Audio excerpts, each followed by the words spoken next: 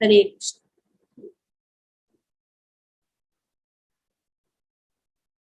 तो आज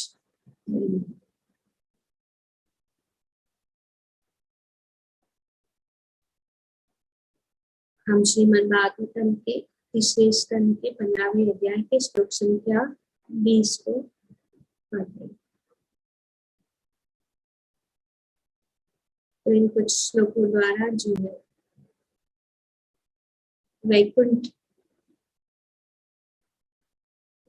का जो है वर्णन किया गया कि किस प्रकार से वैकुंठ कैसा है, उनके उनमें लोग कैसे हैं, भगवान कैसे हैं, वहाँ का वातावरण कैसा है, अनेक अनेक चीज बहुत ही सुंदर रूप से काफी श्लोकों द्वारा जो है वैकुंठ का यहाँ पे वर्णन किया जा रहा है, जो ब्रह्मा जी जो है देवताओं को बता रहे हैं। तो इस आगे यहाँ पे बताया जा रहा है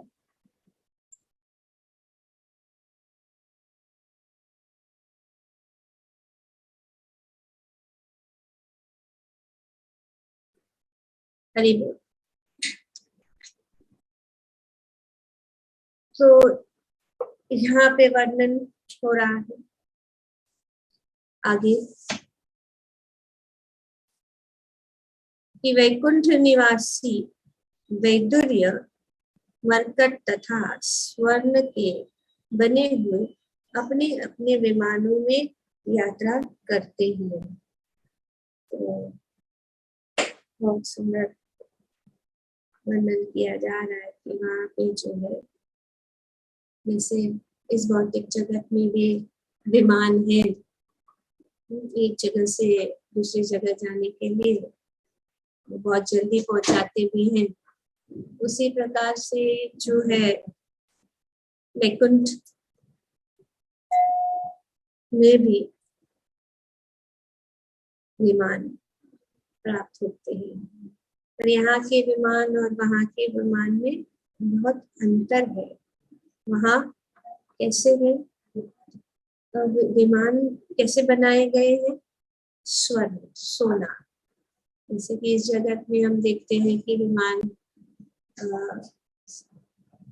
अनेक अनेक जो धातु है जो इतने खास नहीं है, एल्यूमिनियम है या स्टील है या आयरन है या प्लास्टिक, अभी तो प्लास्टिक भी हो रहा है, तो प्लास्टिक के बनाए हुए विमान हम देख पाते हैं। लेकिन वैकुंठ में जो विमान है वो सोने के बने, स्वर्ण और मरकट, और वे जो है जटित है, इससे मरकट और वैदुर्य मणि जैसे जटित है, जो यहाँ पे हम नहीं देख पा रहे। तो इस श्लोक में वैकुंठ और इस भौतिक जगत का अंतर जो है वो वर्णन किया जा रहा है कि वहाँ पे कैसा है। और श्री प्रभुपाद जी अपनी तात्पर्य में भी ये बताते हैं कि भौतिक जगत में भौतिकतावादी व्यक्तियों द्वारा अपने कठिन श्रम से ऐश्वर्य की प्राप्ति की जाती है।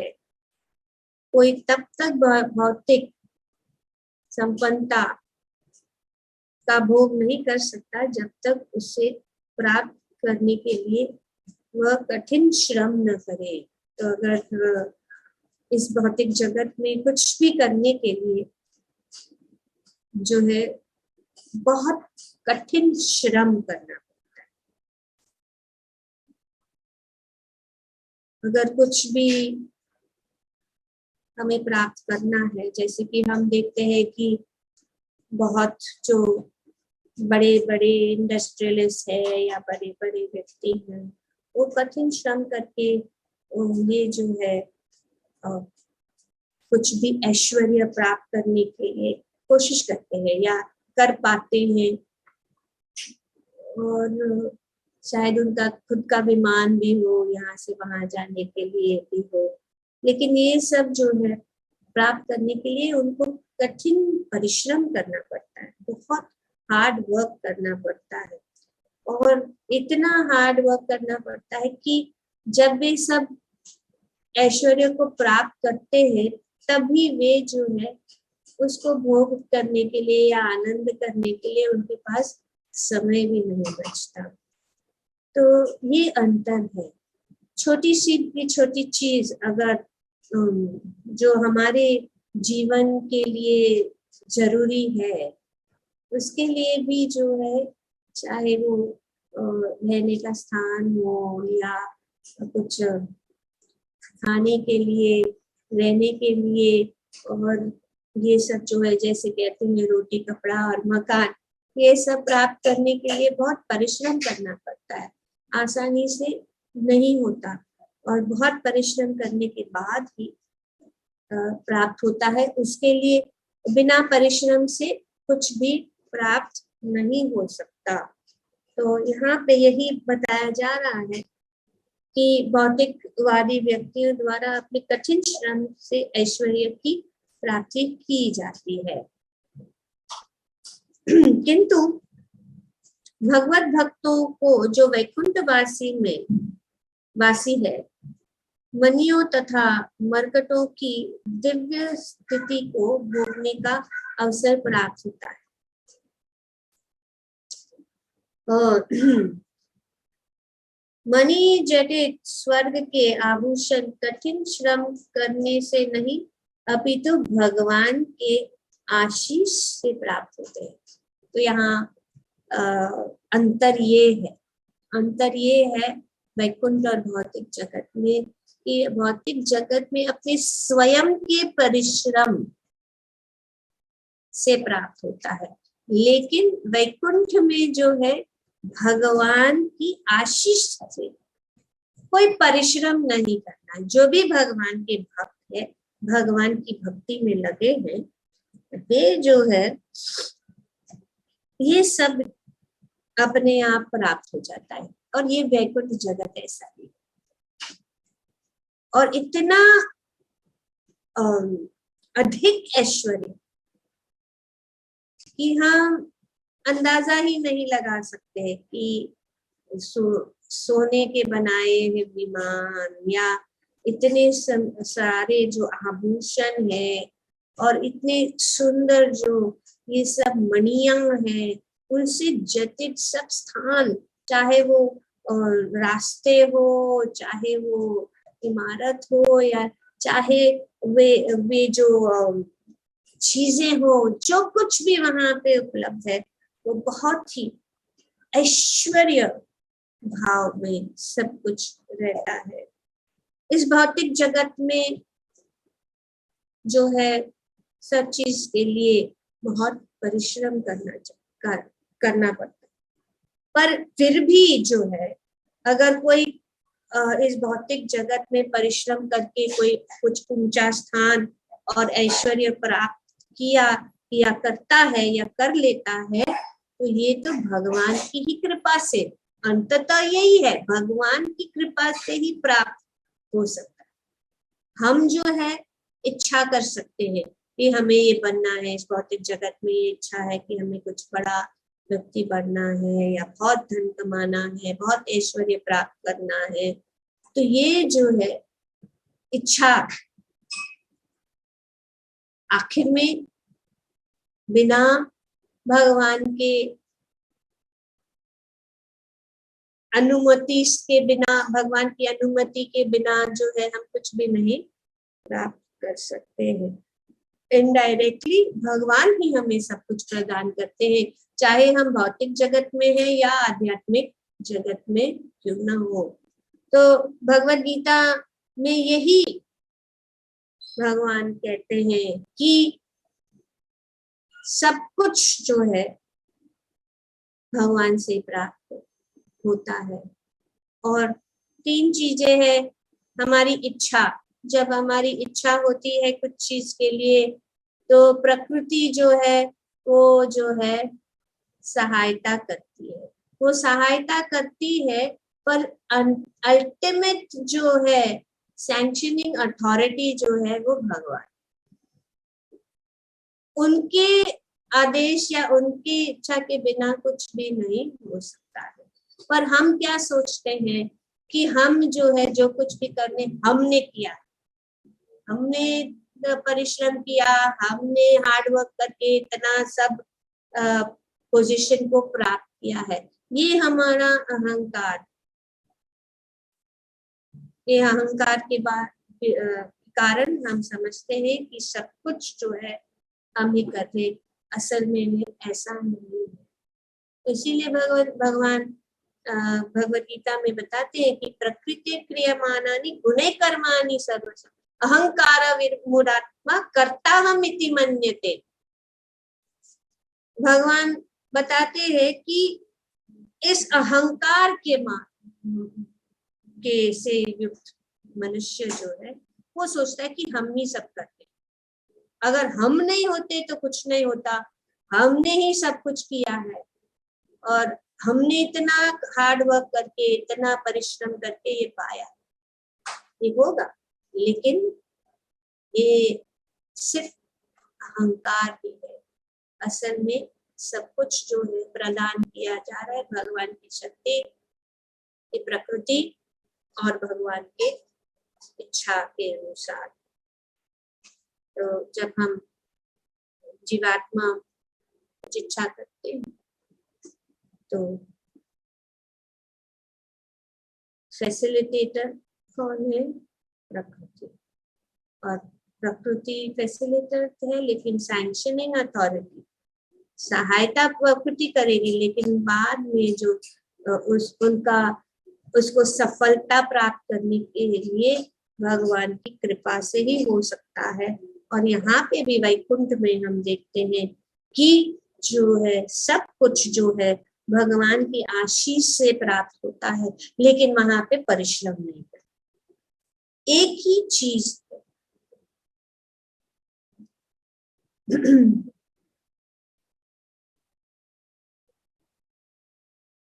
यहाँ पे बताया गया है कि हरिपदानति मात्र दृष्टे, कि सिर्फ भगवान की हरि के दोनों चरण कमलों पर दृष्टि, तो ये बहुत महत्वपूर्ण है। सब कुछ प्राप्त किया जाता है सिर्फ भगवान के चरण कमलों की सेवा करने के माध्यम से। भगवान के चरण कमलों की सेवा, तो वहां पे भी ऐसा नहीं है कि कोई कार्य नहीं है, पर कार्य क्या है? आनंदमय कार्य है। भगवान की सेवा, भगवान के चरण कमलों के ऊपर ही जो है आश्रित होकर नमस्कार द्वारा भगवान को नमस्कार करते हुए, जैसे भी भगवान कहते मन मना बहु मत भक्तो जी मां नमस्करो, भगवान को के हमारा सब कुछ जो है हम भगवान की सेवा में लगाए। और यही कार्य है जो वैकुंठ में, वहां पे भी कार्य है, यहाँ पे भी कार्य है। यहाँ पे कार्य करते हैं, बहुत परिश्रम करना पड़ता है, और उस किसके लिए? अपने इंद्र तृप्ति के लिए। वहां पे कार्य क्या है? भगवान को आनंद देने के लिए, और दूसरा कोई कार्य नहीं है। तो और ये सब ऐश्वर्य अपने आप पर्याप्त है, उसे लिए कठिन श्रम करने की जरूरत नहीं पड़ती। क्यों? भगवान के आशीष से प्राप्त अपने आप हो जाती है। जैसे कि इस भौतिक जगत में यहाँ पे वर्णन किया जा रहा है कि भक्तजन चाहे वैकुंठ जगत के हो या इस जगत के, वे कभी दरिद्र नहीं हो सकते, जैसे कि कभी कभी मान लिया जाता है। तो इस भौतिक जगत में भी जो भक्त यहाँ पे भगवान की भक्तिमय और प्रेममय सेवा में लगे रहते हैं, भगवान जो है उनको सब कुछ दे देते, उनको कोई कष्ट नहीं है। वे जो है सिर्फ भगवान की सेवा में लगे रहते हैं और भगवान जो है उनको सब अपने आप प्रदान करते हैं। उनको कोई जरूरत भी नहीं पड़ती है भगवान को कुछ मांगने के लिए। कैसे भक्त?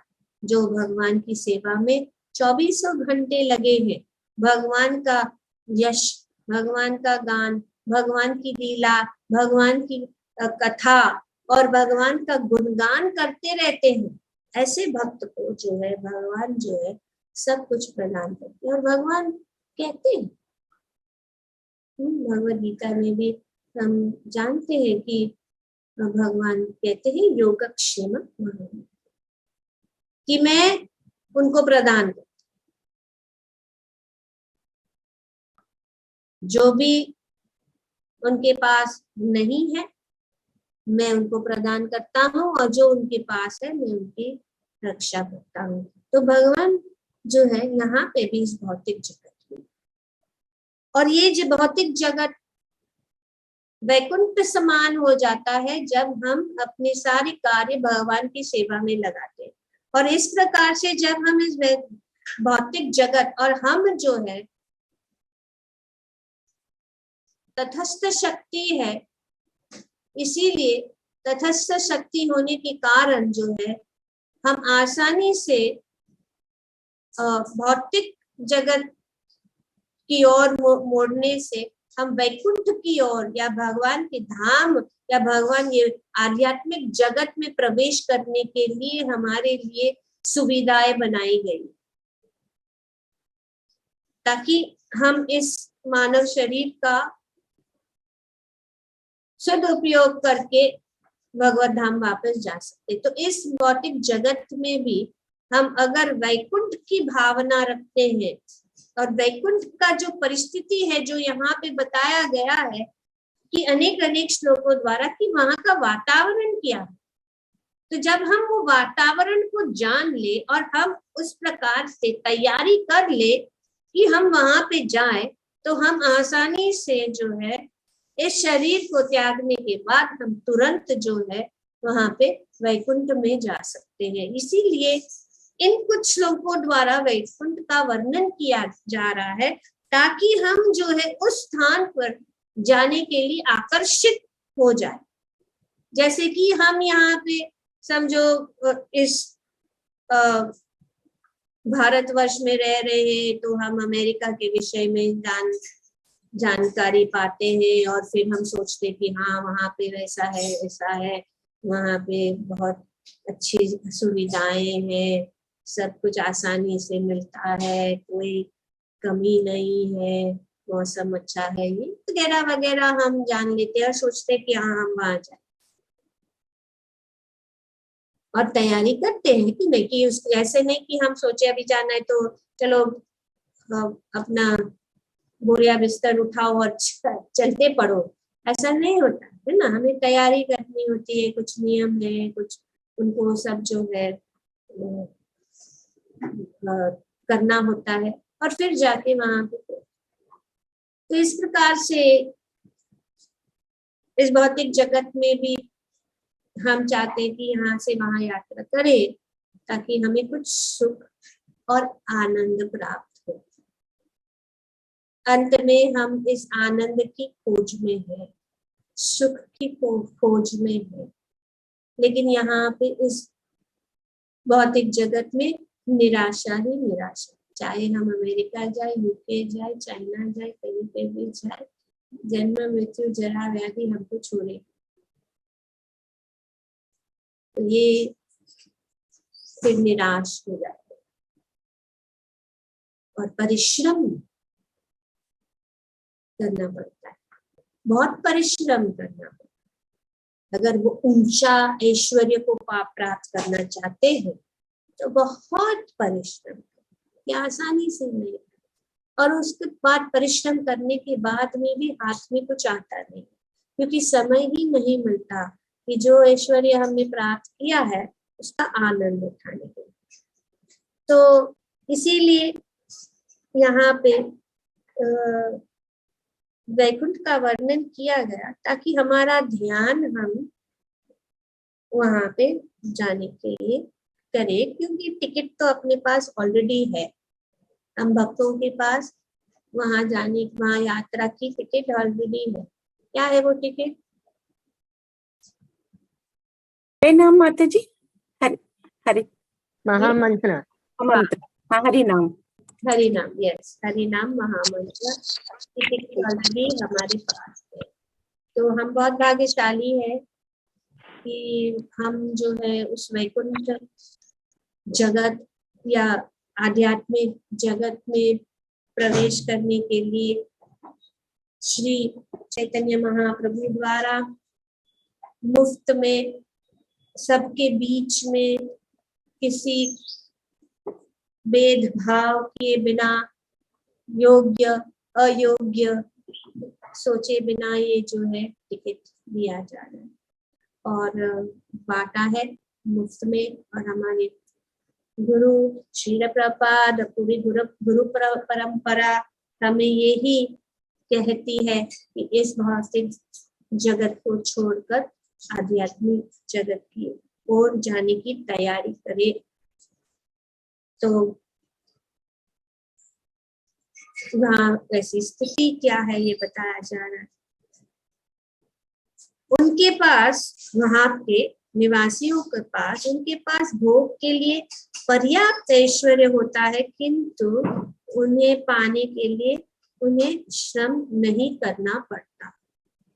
तो वहां पे बहुत ऐश्वर्य, भोग जितना चाहे भोग कर सकते हैं, लेकिन फिर भी इसके लिए भोग को प्राप्त करने के लिए कोई श्रम नहीं करना पड़ता। जो कुछ भी वे चाहते हैं वो उनको तुरंत प्राप्त हो जाता है। अब यहाँ पे यह भी कहा गया है कि वैकुंठ लोक के निवासियों की प्रेयसियां इन भौतिक जगत में ही नहीं परंतु उच्च लोकों जाने वाली प्रेयसियों से भी कई गुना अधिक सुंदर है। वहां पे जो प्रेयसियां है या स्त्री है, बहुत सुंदर। यहाँ पे हम किसी सुंदर जो है स्त्री को देखते हैं तो सब आकर्षित हो जाते हैं, उनको देखते हैं। लेकिन और सब लोग वही चाहते हैं कि सुंदर स्त्री हो, कि हमारी बेटी सुंदर हो, हमारी बहू सुंदर हो, हमारी पत्नी सुंदर हो। तो ये सब, लेकिन वैकुंठ लोक में जो है वहां की प्रेयसियां कहीं कहीं गुना अधिक सुंदर है इस भौतिक जगत या अन्य लोगों की तुलना से। यहाँ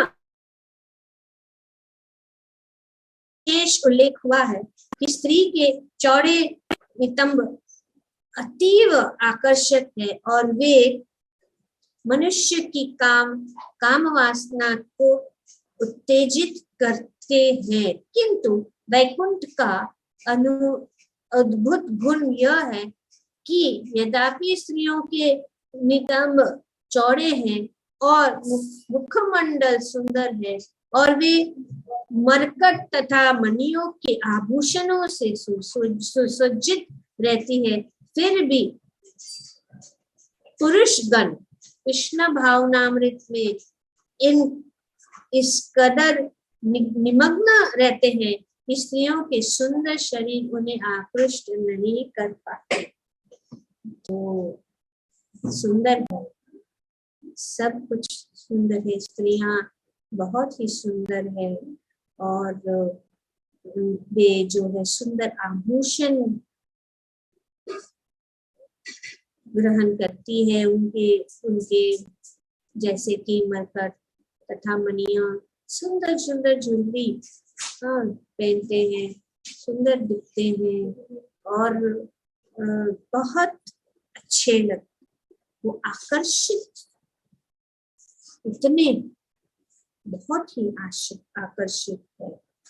फिर भी जो है वे जो है वहां के पुरुष गण जो है, क्योंकि वे भगवान कृष्ण या कृष्ण भावनामृत में निमग्न रहते हैं, वे जो ये स्त्री, सुंदर स्त्री के से आकर्षित नहीं है, क्योंकि भगवान ही सभी सौंदर्य के स्रोत। वहाँ के भगवान का सुंदर मुख, भगवान के सामने भगवान की तुलना में ऐसी कोई भी चीज नहीं है, या कोई भी ऐसा व्यक्ति नहीं है जितना भगवान के सौंदर्य की तुलना की जा सकती है, क्योंकि भगवान के सौंदर्य के सामने सभी जो सुंदर चीजें हैं वो फीके पड़ जाते हैं।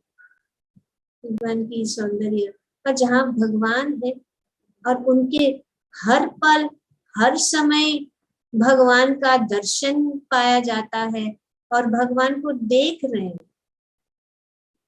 तो इसीलिए उनको कोई आकर्षित नहीं है, क्योंकि इनकी स्त्रियां वहां पे इतनी सुंदर है। फिर भी जो है कोई भी जो वहां पे पुरुष है ये इनसे आकर्षित नहीं होता। तो यही कारण है। तो इसीलिए इस भौतिक जगत में भी अगर हम कोई सुंदर चीज देखना चाहते हैं तो हमें सिर्फ भगवान श्री कृष्ण की सुंदर जो छवि है, श्री कृष्ण की सुंदर जो अर्च विग्रह है, उनकी जो है उनका दर्शन हमें हर समय हर पल करना चाहिए। और इस प्रकार से जो हमारे हृदय में जो काम वासना है वो नष्ट हो जाती है। भगवान के सौंदर्य, भगवान के गुण का जब हम स्मरण करते हैं तो इस भौतिक जगत में सभी चीज जो है तुच्छ मानी जाती।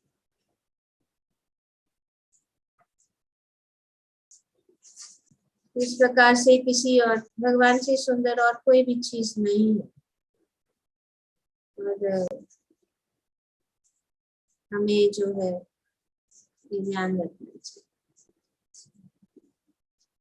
इसलिए भक्तगण जो है हमेशा साधारण रहते हैं, वे जो है, और भक्त क्या करते हैं, सिंपल रहते हैं, simple living, high thinking, simple रूप से अपने आप, जैसे कि सब भक्त जो है प्रभु जी लोग जो है धोती कुर्ता पहनते हैं और माताएं साड़ी पहनती है, और अगर उनका भाव यही है, अगर वे अच्छी तरह से सजाती है अपने आप को भगवान को आनंद देने के लिए, पर इस जगत में ऐसा नहीं होता है। सब लोग जो है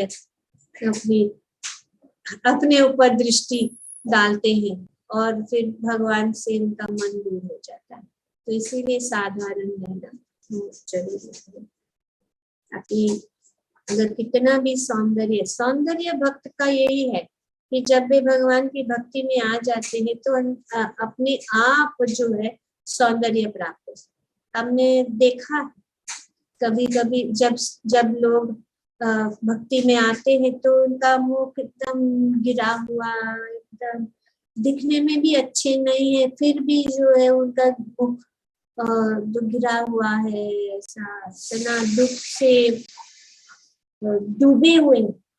लेकिन जैसे ही वे भक्ति में आते हैं और भक्ति करने लगते हैं तो उनके अंदर अपने आप एक प्रकार का सौंदर्य आ जाता है, वे कितने सुंदर दिखने लगते हैं।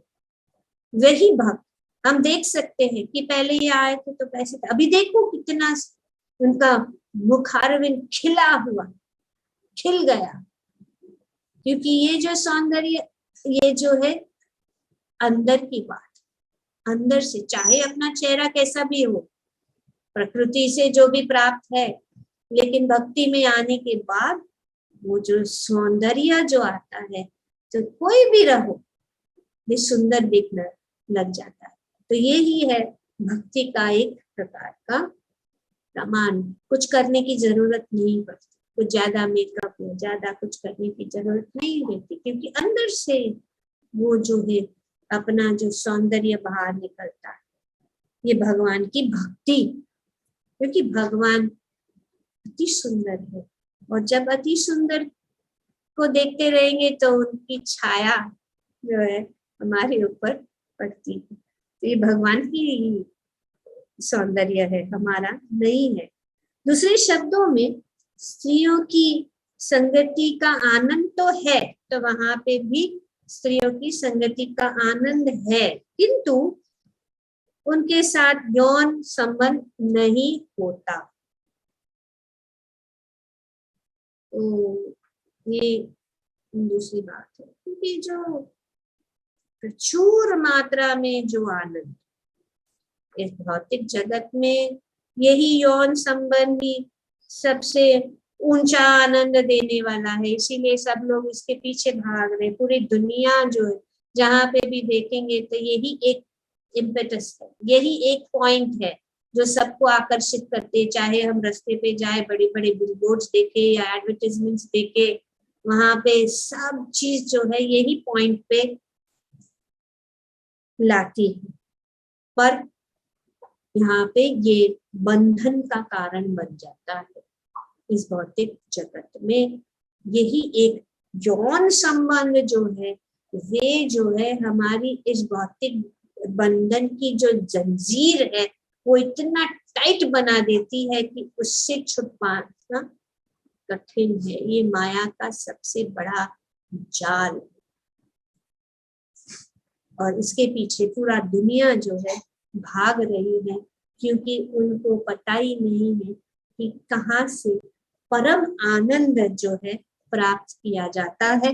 उनके पास ये ज्ञान नहीं है, ये अज्ञानतावश या दुर्भाग्यवश वे जो है इन चीजों से संपर्क में नहीं आते, जहाँ पे वे सब जो प्राप्त कर सकते हैं बिना परिश्रम से, फिर भी उसके प्रति कोई आकर्षण नहीं है, क्योंकि एक ही आकर्षण भी है, वो है भगवान श्री कृष्ण का सुंदर मुखारविंद और श्री कृष्ण का संग, और उनके लिए आनंद के लिए अनेक अनेक कार्य जो है भक्त लगे रहते हैं। वैकुंठ वासियों में आनंद का श्रेष्ठतर मानदंड होता है, अतएव यौन आनंद की कोई आवश्यकता ही नहीं, क्योंकि वहां पे जो इतना ऊंचा तुच्छ है इस भौतिक जगत का जो आनंद, खास करके ये यौन आनंद जो, तो वहां पे इतना हाई स्टैंडर्ड है कि कोई जरूरत ही नहीं पड़ती। ऐसा नहीं कि यहाँ पे अभी इस भौतिक जगत में हम रहते हैं तो हमें अपने सेंसेस को कंट्रोल करने के लिए बहुत परिश्रम करना पड़ता है कि नहीं, हमें अपने इंद्रियों को वश में करने के लिए बहुत परिश्रम करना पड़ता है। कभी कभी हृदय में बात आती है, कब आकर्षण हो जाता है किसी स्त्री के प्रति या किसी पुरुष के प्रति, कुछ आकर्षण हो जाते हैं, पर हमें इनको कंट्रोल करना पड़ता है, कंट्रोल करना पड़ता है। कभी कभी कंट्रोल भी नहीं होता है, तो कंट्रोल से बाहर निकल के हम जो है काम वासना के जो है शिकार बन जाते हैं। पर वैकुंठ में जो है ऐसा, स्त्रियां सबसे खूबसूरत है और एक दूसरों से मिलते जुलते भी है, लेकिन एक दूसरों से प्रति आकर्षण। और वैकुंठ निवासियों में आनंद की श्रेष्ठतर, सबसे श्रेष्ठ प्रकार का आनंद है, मतलब यौन आनंद की कोई आवश्यकता ही नहीं पड़ती, तो वहां पे आवश्यकता ही नहीं पड़ती। इसी प्रकार इस भौतिक जगत में जैसे हम देखते हैं भक्त जो है, भक्त हमेशा आनंद में रहते, कोई भी कितना खूबसूरत आने दो, कोई भी कितना ठीक है, मान लेते हैं खूबसूरत है, लेकिन कोई आकर्षण नहीं। आकर्षण सिर्फ भगवान की ओर। जैसे भी हम देखते हैं कभी जो भक्त नहीं है, लेकिन जो बड़े बड़े योगी तपस्वी भी जो है आकर्षित हो जाते, आकर्षित। लेकिन भक्त, जैसे उदाहरण है हरिदास ठाकुर, क्योंकि वे भगवान के भक्त हैं, कोई भी आने दे, उनको कोई आकर्षण। कभी कभी भौतिक लोग भी सोचते कि तुम लोग क्या मिक्स नहीं करते, इसलिए लोग ये सब आप में कर रहे, स्त्री संग पुरुष संग नहीं करते, तो आपको कुछ कमी महसूस नहीं होती? तो ये जानते ही नहीं, जब इतना ऊंचा प्रकार का आनंद के साथ हम जो है संपर्क कर रहे, तो ये तुच्छ आनंद के लिए कौन भागेगा? तो मूर्ख ही भागेगा।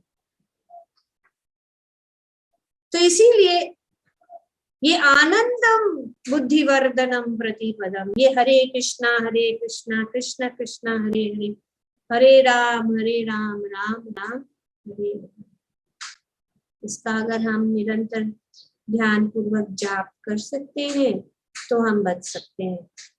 तो इसीलिए हमें सावधान रहना है, क्योंकि इस भौतिक जगत में हर पल पे खतरा है।